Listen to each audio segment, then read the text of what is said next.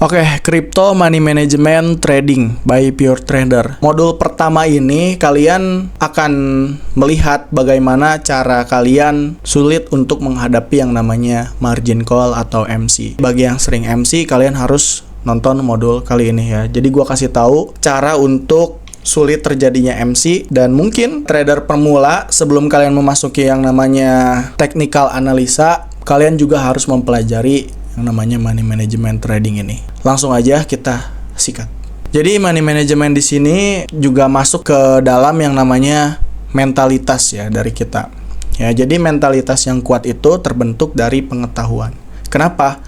Ya, kita jangan jauh dulu deh ke trading, jangan jauh-jauh ke situ dulu deh. Contoh misalnya kita mau berbisnis nih, oke mau berbisnis, tapi aku takut rugi, gimana dong? Sama halnya seperti trading.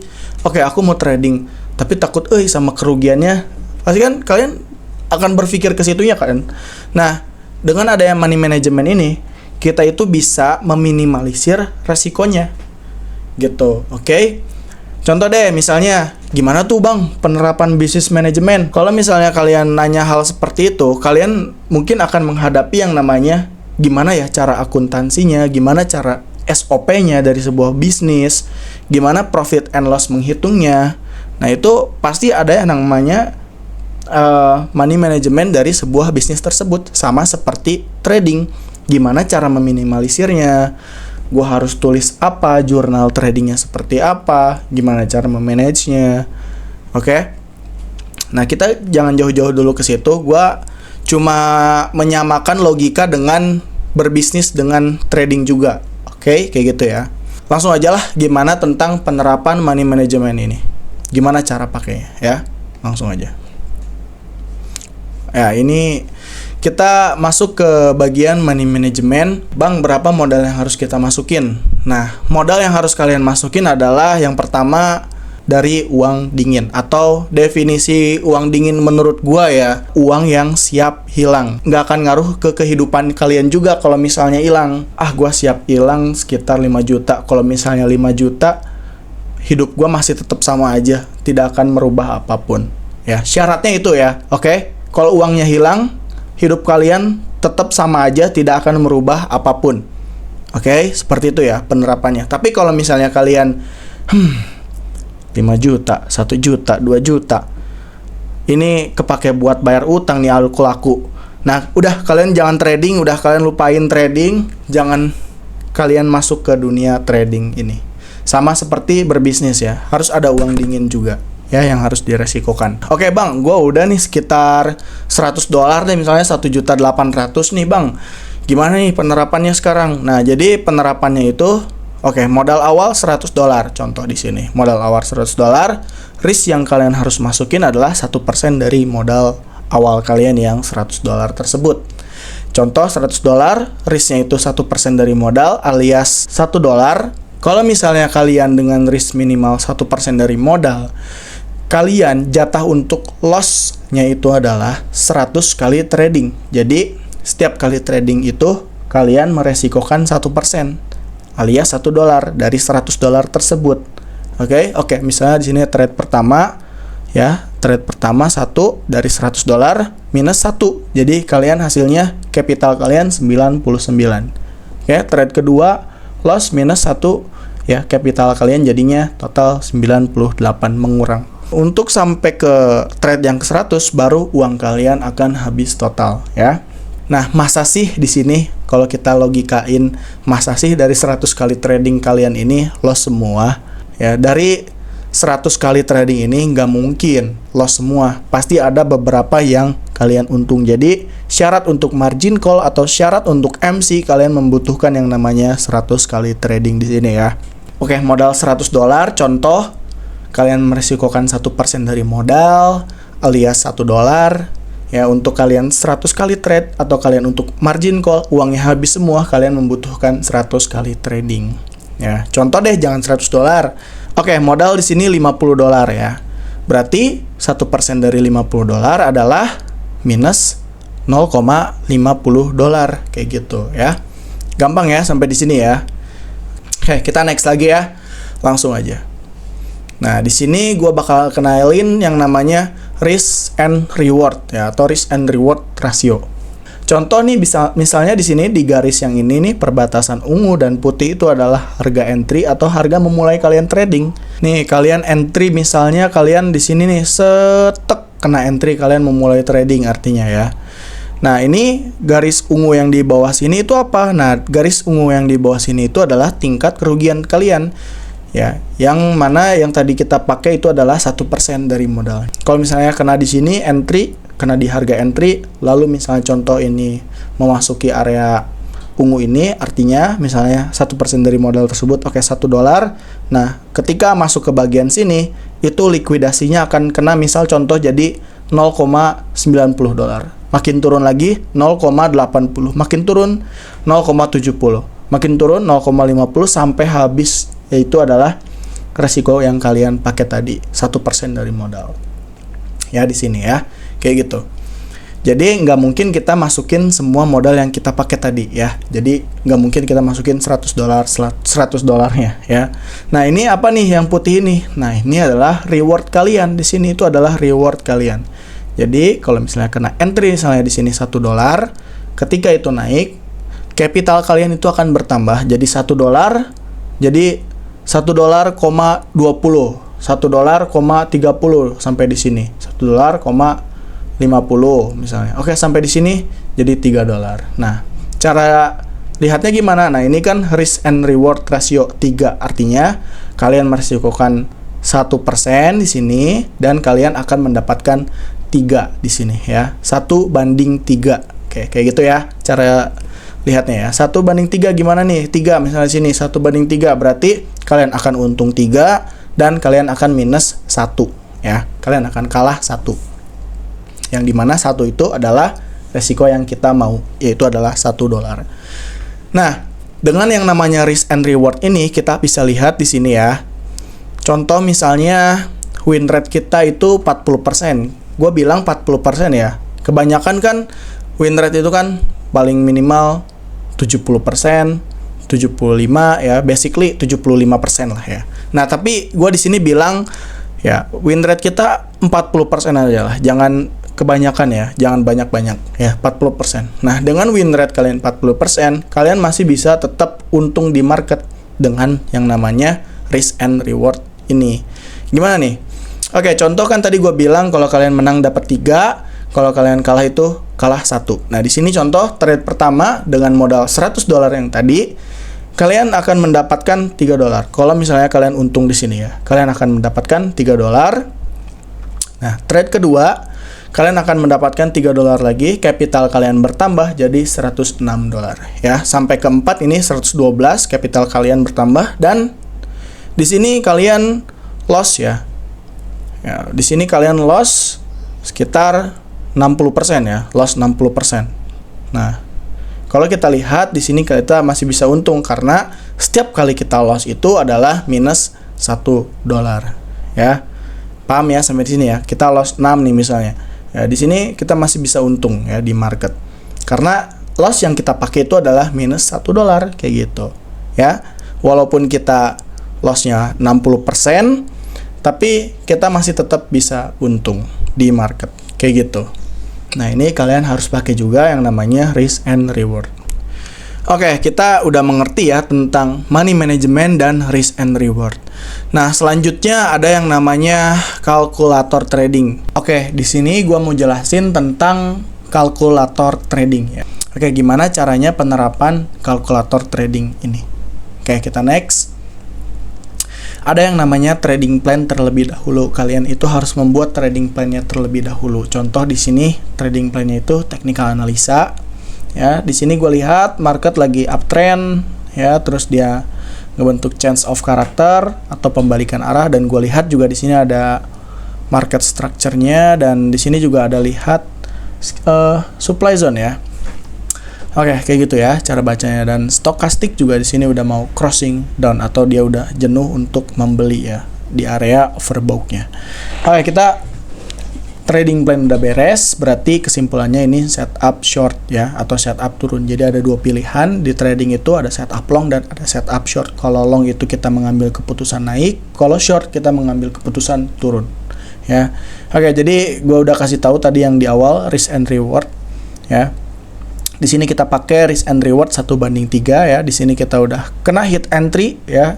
Hit entry di 1,7341 ya. 1,7341 itu adalah ketika kita memulai sebuah trade-nya ya. Dan di sini stop loss atau SL kita taruh di 1,7552. Dan ini yang bagian putih ini adalah rewardnya atau tingkat keuntungannya atau take profit ya. Kita taruh take profit ini 1,6671 ya. Ini udah kita hitung ya, 1:3. Oke, selanjutnya gimana ya habis seperti ini.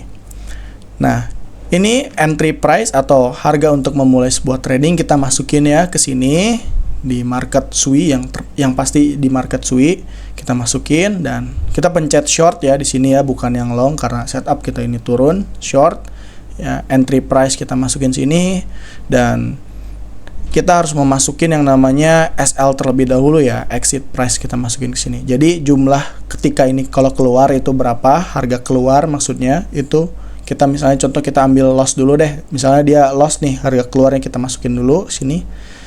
Gitu ya. Kita menghitung dulu jumlah loss yang kita pakai. Nah, ini SUI udah ya, setup short, setup posisi short, terus entry price dan exit price udah kita masukin. Nah, lalu di sini quantity dapatnya dari mana? Nah, jadi seperti ini guys. Gua kasih tahu nih. Ya, kita kan sudah mengerti tentang penerapan money managementnya. Ya, kita menghasilkan 1% dari modal dari $100, yaitu $1. Oke, bukan berarti kalian itu harus memasukkan $1 dari modal kalian, bukan berarti seperti itu. Oke, bisa jadi kita itu bakalan entry 82 USDT seperti itu ya. Jadi ini tuh untuk menghitung ya jumlah input-input yang kita masukkan ya berapa. Nah, di sini kita lihat ya PNL kita itu jadinya minus $1 dengan quantity 82 USDT. Oke. Jadi ini dapatnya dari mana? Ini tuh dapatnya kalau kita itu mencari lah ya. Ya di sini kita lihat misalnya contoh quantity kita masukin dulu ya 20 USDT deh contoh. Kita masukin 20 USDT. Nah, kita sekarang bisa lihat PNL-nya itu di bawah minus $1 atau $1. Kalau misalnya di bawah minus $1 berarti kita nggak boleh entry karena itu bukan minus yang kita inginkan. Minus yang kita inginkan itu adalah minus $1. Berarti oke, 20 USDT ini salah. Oke, kita masukin lagi 70 USDT. Hasilnya di bawah minus $1 atau $1. Nah, kalau misalnya di bawah minus $1 berarti kita jangan entry karena minus yang kita pengen itu adalah $1 atau 1% dari modal yang kita pakai. Oke, contoh misalnya 82 USDT ketemu misalnya. Oke, di sini minus $1. Berarti ini adalah minus yang kita pengen. Tapi kalau misalnya kelebihan, misalnya minusnya dari $2, oke, kita kurangin lagi quantity di sini. Mengerti ya sampai di situ? Nah, lalu selanjutnya di sini ada ROI ya, minus 91,26%. Nah, ROI ini juga berkaitan sama yang namanya leverage di sini ya. Gue jelasin leverage itu seperti apa. Jadi leverage itu adalah sebuah uang pinjaman ya untuk kita. Oke. Nah, jadi misalnya contoh di sini quantity kita 82 USDT ya. Yang sebenarnya terjadi ini hanya input saja ya, bukan berarti uang yang kita masukin. Yang uang yang kita masukin yang sebenarnya itu adalah ini initial margin. Yang sebenarnya kita masukin itu adalah $1. Oke. Dengan leverage 75 kali. Ya, yang terpenting PNL kita minus $1. Oke, mungkin kalian di sini masih belum mengerti ya. Oke, kita contohin misalnya kita di sini deh kali 22 kali ya. Kali 22 kali initial margin yang sesungguhnya yang kita pakai jadinya 3,72 USDT dengan minus $1. ROI kita akan minus $26. Kenapa? Karena modal yang kita pakai itu besar dengan SL minus $1.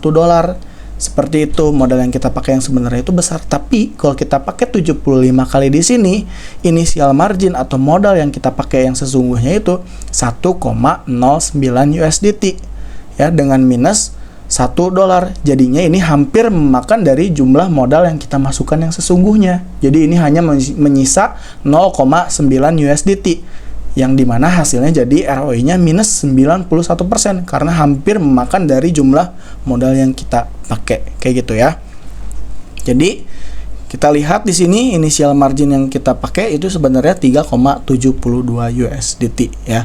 P&L minus $1 ya, ROI-nya jadi 26% minus 26% karena modal yang kita pakai itu jadi lebih besar. Oke, di sini udah paham tentang berapa jumlah kerugian yang kita pengen, udah ketahuan. Dengan SL di sini minus 1% dari modal itu udah ketahuan ya.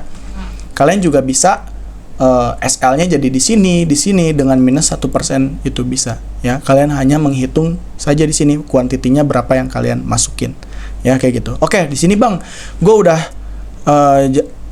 masukin SL-nya nih, udah beres nih tentang SL. Berarti kuantiti yang gue pakai itu 82 USDT nih, Bang. Nah, kalian kalau udah ketemu kuantiti yang kalian udah pakai 82 USDT di sini, sekarang exit price-nya yang di sini masukin jadi harga take profit yang di sini 1,6671 ya. Nah, kalau kalian udah masukin, kalian akan melihat 1:3. Kalian akan untung sekitar jadi 300% ya kalau di sini. Ya, akan untung 300%. Jadi kalian akan dapat reward $3 ya, seperti itu ya. Tinggal diubah aja ini jadi take profit, kalian akan ketahuan ya profitnya berapa ya. Kayak gitu. Yang terpenting itu adalah menghitung jumlah kerugiannya terlebih dahulu. Oke. Seperti itu ya untuk penerapan kalkulator trading. Jadi ini tuh sangat penting untuk kalian memasukkan jumlah modal yang kalian masukin ya. Jadi ini adalah jumlah modal yang kalian masukin itu adalah 82 USDT ya. Jadi kebanyakan kasusnya seperti ini ya. Oke, kalian di sini mungkin sudah mengerti tentang money management. Gua ulangi lagi, udah mengerti. Tapi yang kalian tidak mengerti itu kalian malah memasukkan minus $1. Kalian malah memasukkan $1 capital untuk entry di market ini atau market apapun itu ya, yang dimana yang ada ketika itu belum sampai ke hit SL kalian, yang terjadi malah margin call terlebih dahulu. Sebelum terkena SL malah margin call karena kalian itu tidak tahu menahu berapa jumlah SL yang dibutuhkan itu ketika hit SL di sini. Oke. Nah, jadi untuk hit SL di sini itu perlu 1% dari modal yang kita pakai. Oke, semuanya udah gua jelasin, kalkulator udah gua jelasin.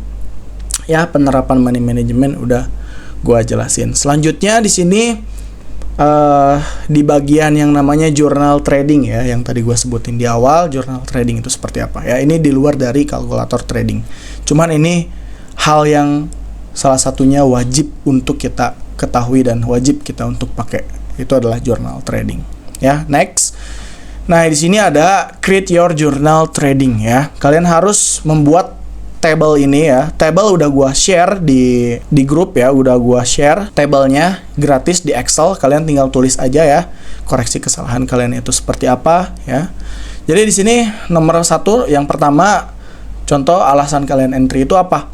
Misalnya dapat sinyal dari RSI dan Fibonacci retracement ya. Misalnya technical analysis kalian tulis di sini hasilnya profit atau loss. Nah, di sini misalnya contoh profit, kalian untung, di sini kalian tulis 215%. Nah, terus kalian juga harus koreksi kesalahannya apa.